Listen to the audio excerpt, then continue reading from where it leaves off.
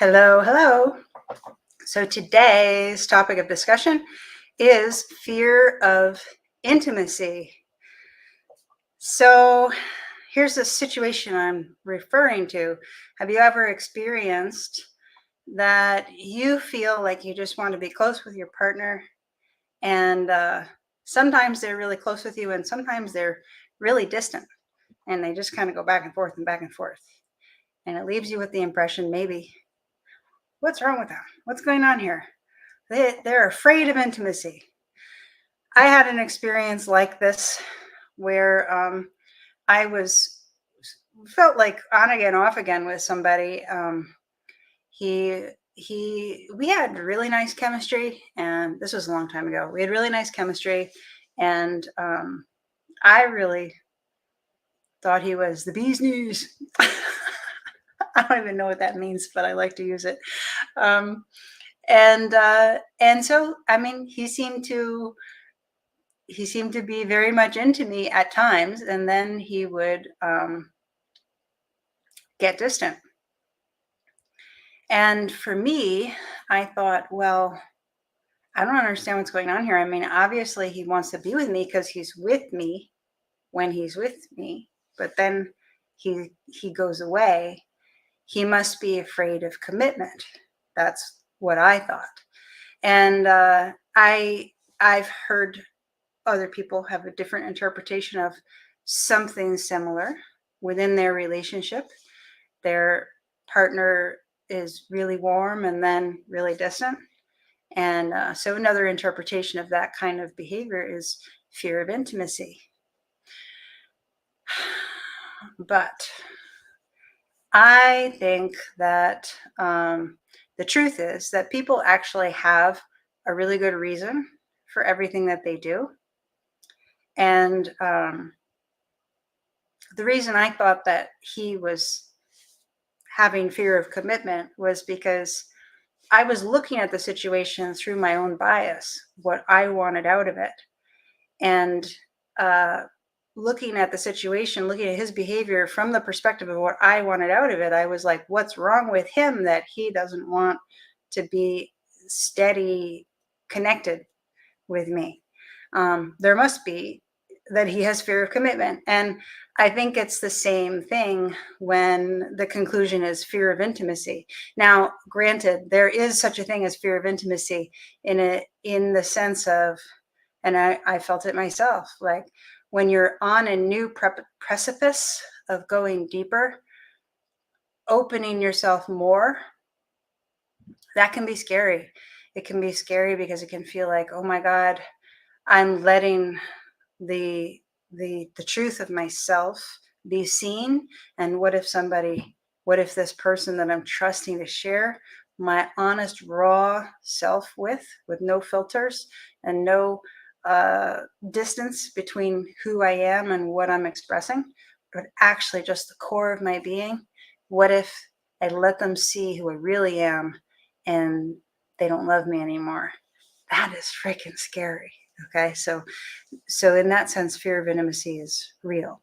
But when we're talking about relationship in general, where we have like really close and then there's space, really close and then there's space, there's usually a good reason for it that's not fear of intimacy.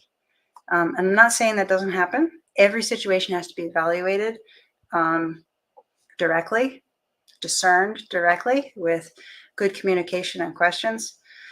But what I've seen is a few different things. So one scenario could be that the distant partner is managing their energy, they're managing their focus. Maybe there's a lot on their plate and they just don't have the bandwidth to take another person's energy into their own. And that takes holding space. When you share energy with your intimate partner, it requires that you're actually being present, and there's information processing going on. Now, this is not just me. Now there's another person in my energy field. And so you really have to be present for that and have energy for that. So someone might just not have the energy because whatever else is going on in their life has worn them down. So that's one possible reason for space. Another possible reason for a partner taking space is that they might feel like um, maybe something went a little off in the communication between the two partners. And the one partner who's like, hey, where'd you go? Might not have any idea that anything went wrong. And the other partner that's taking space might not even understand what they're feeling, but they're not feeling open. They're not feeling like merging energy because their energy is processing something off kilter for them. And so an advance from their partner is not going to be well met under those circumstances because, like, it reminds me of when, so it used to be that my sweetheart was really uncomfortable if I would start crying about something. And so he would want to make jokes and try to make me laugh to make himself feel comfortable. For me, I'm being with the feeling that I have that's bringing tears, and I'm fine with that. The last thing I want is someone to try to make me laugh. And I know there were a few times when I let in his playfulness into that energetic space that I was in that was tearful. And there was such a clash between those two emotions. Ugh, felt terrible. It felt terrible. So finally, there was another time later after that that I was crying, and he made jokes. He's trying to make me laugh. And I just told him straight up. I was like, I don't feel like laughing. I'm crying. Don't try to make me laugh. Like, it's too clashy inside. And so he stopped trying to do that. And he's getting better at feeling comfortable with that. But it's the same kind of thing if something went a little off for somebody with their partner and it's so subtle they don't even necessarily know how to process it in an aware process it consciously, but uh but it's caused an off feeling inside. And so then if their partner wants to be close and affectionate, it's like, I can't do that. The energy that I'm feeling inside just doesn't mix with the energy of taking you in. So that can be a reason for space. Another reason for space might be, so this is really interesting, and I know this from personal experience. I have done this in the past. So sometimes what you have is, okay, it could go two ways. So this is the nurture people pleasing dynamic. So sometimes the person that takes space has a pattern of being a nurturer and a people pleaser.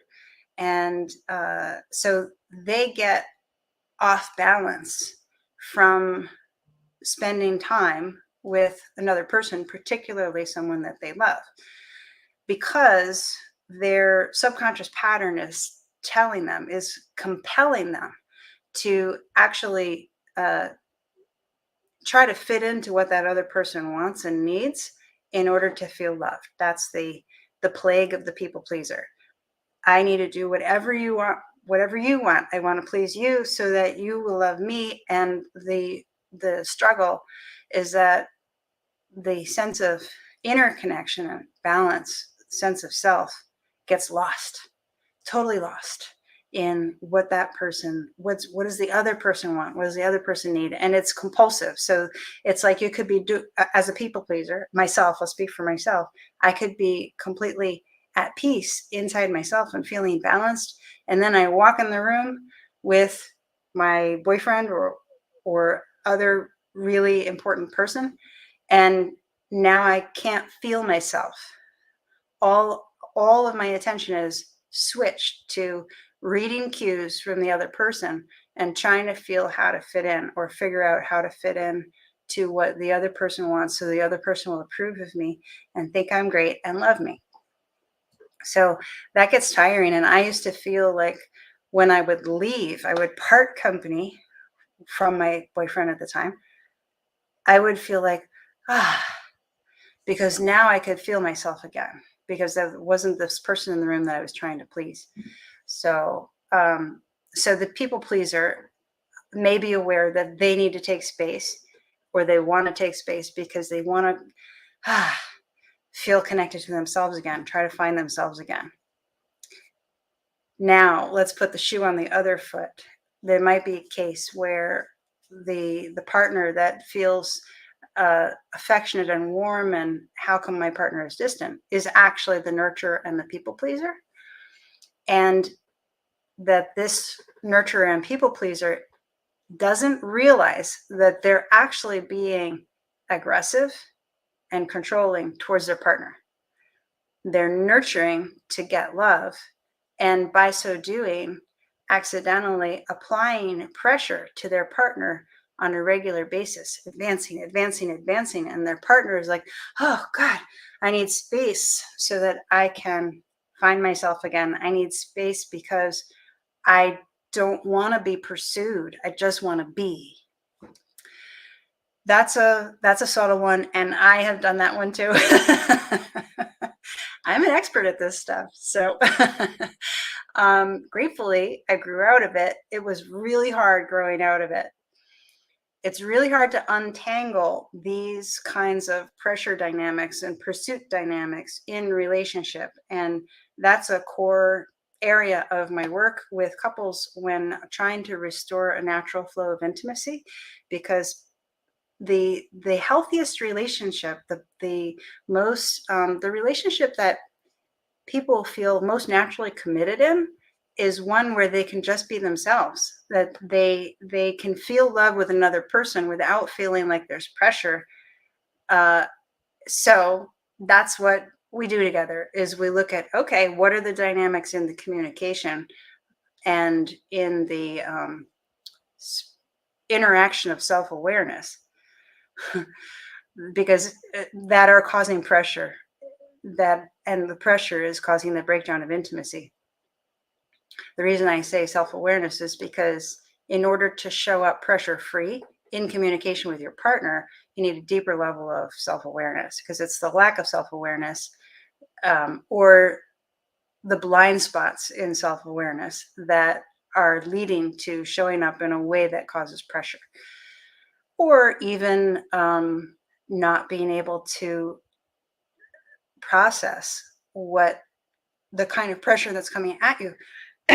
Deeper self-awareness allows a person to decipher what their reaction is, what's causing their off feeling, even if in that moment the pressure is coming from their partner.